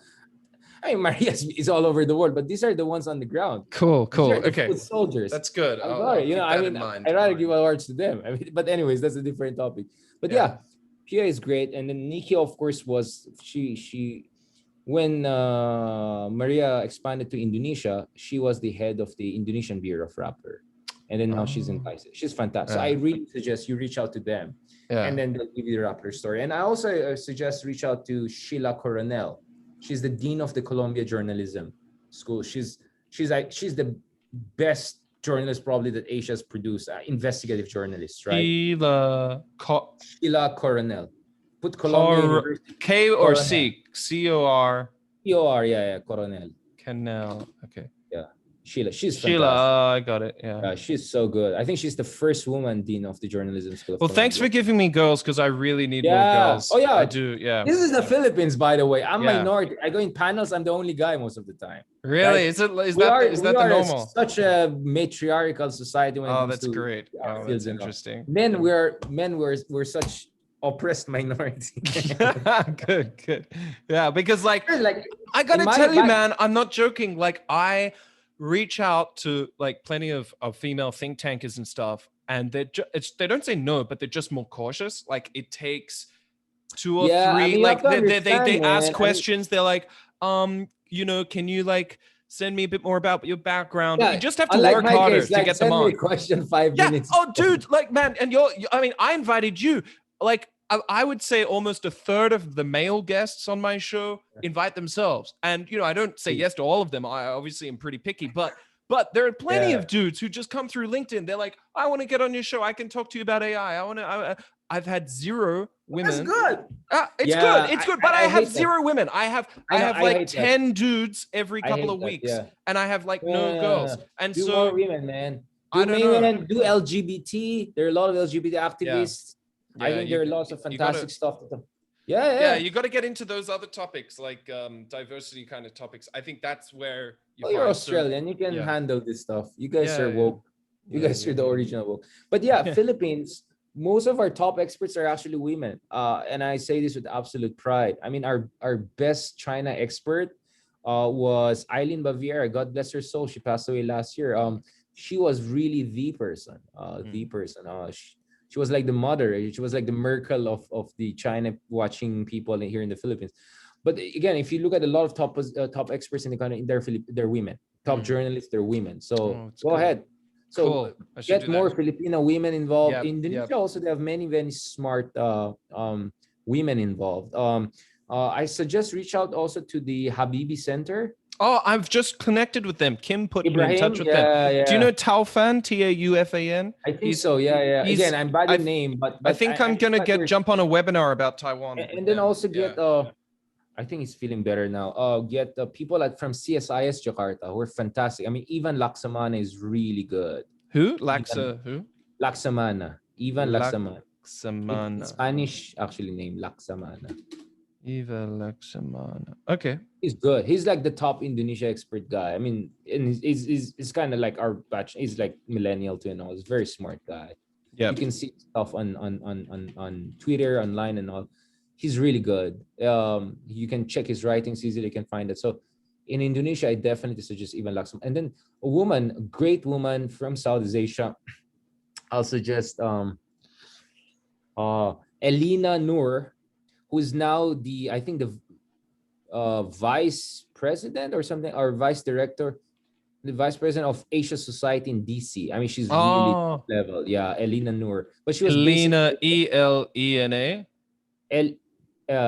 E-L-I-N-A. Elina and then Noor. N-O-O-R. Noor. She's really good. Sorry, L-O-O. No. Elina. E-L-I-N-A. Yep. Elina. Yes, correct. And then Noor. N-O-O-R. Noor. Yeah, right. Noor. Okay, yeah. Very okay, good. Very, very, very good too. Okay, great. Oh, these are great people. Cool. I mean, I'm thinking about women, no? The interview. Australia, someone close to me in the past that I can also suggest. But she's now based in Perth, but she's doing her doctoral in ANU. She does Indonesia. You can also reach out to her.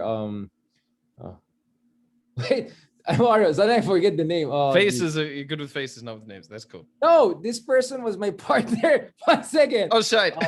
Yeah, this is morning. This is early. Y'all asked me so much questions. It's all right. It's all right. I'm the type who moves on. I move on. So suddenly too much move on. It's okay. No, it's okay. Natalie. Sorry. Oh my God. Sorry, horrible. Natalie. Natalie Sambi. Oh my God.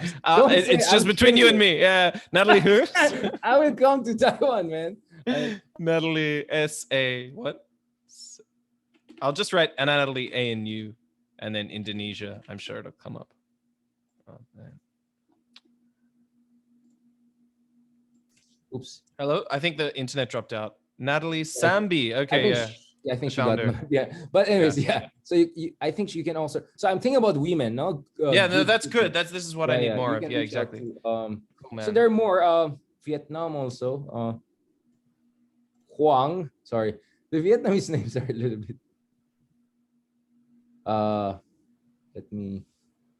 there's also a Vietnamese friend who's based in ASPI, Australian Strategic Policy Institute. Oh, I know ASPI. Yeah, you just put ASPI, Southeast Asia, something like that. An Indonesian name should come out. She's fantastic too. Oh my God, I'm horrible.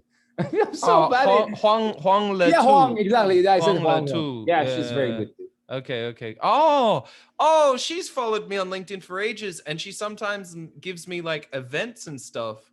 Exactly. Oh, I somehow kind of like overlook her. So yeah, sort of, because she was like pinging me about, can you put events on your newsletter? I mentally put her in the category of people who send me stuff about events, but not podcast guests. I know. That's the first reason not to invite someone when they weird ping you. No, but she's fantastic. She's really smart. Good. I think she even speaks Arabic. Anyways, wow. She's still in Poland and then US, and she's fantastic. She speaks all these languages. She's crazy. She's Huang. And please feel free to say I recommended them. Thanks, man. We came out of weird nowhere, right? So they're mostly women I'm thinking about here. That's good. Please go to thanks. You've been so generous with your time, Richard. And I'll get this out tomorrow. And it was so much fun. I mean, I definitely think we can, let me know about when the book's coming down the pipeline. We really would love to try jive again. If ever I repost it also on my YouTube channel. I mean, I didn't launch it yet. Is that okay? You mean this episode? Yeah, you can. I'll share it with you. Parts of it, just the parts of it. I mean, again, I'll put it, of course, I'll make it a video. Yeah. Or you can share it on your Facebook, of course. Be very happy to. If I can do that. I still have to really go down, because I'm so busy with writings and everything, but I really need to work on I didn't even finish monetizing it. I mean, it has like a few thousand followers. It's decent, but I need to finish the monetization, and I have to do my TikTok and all of that, because elections is in the Philippines. So many people are pressuring me to go and do my stuff, podcast and all of that, right? So you should I made do that. and I'll ask your advice just in case. No, I've just helped Mohammed Zishan, who's he's also SCMP, and I just helped him set up his podcast like a couple of weeks ago. So now maybe I should ask you. Like I'll let you. I've got to run and get lunch and get stuff ready with my kids. We can have another talk. I'll let you know about microphones, editing software, where you should host, a bit about marketing strategy, like setting expectations and how to sort of just get the ball rolling with like half a dozen episodes to begin with. That's always important to launch with several episodes. There's just some some tricks and some sort of best practices that will keep you in good stead and stuff. And you'll be perfect. I work in the media. I am active on social media, so I'm get all that stuff. It's just like some of the technical stuff I have to just get Levelator. That's a great plugin, and you'll need VAC, which is virtual audio cable, which costs about $30, but it's legacy software. It'll help you. We can I do connect. We got that. Yeah, we got that covered. You mean this one? No, it's not a physical thing. No.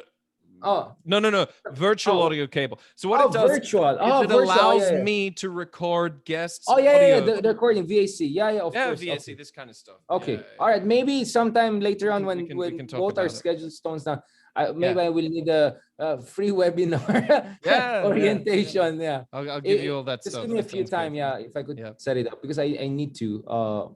And then I'll do. I have my own team and all production team I can deal with later. Oh, that's nice. That's nice. I just need to learn some stuff myself. I don't want to be dependent on other people. Thank you so much. Thanks, Richard. It's been an absolute pleasure. The listeners are gonna love it. Thanks, buddy. Thanks so much. We'll talk again soon. Fantastic ladies. I will. I'll do that. Thank you. Okay, take a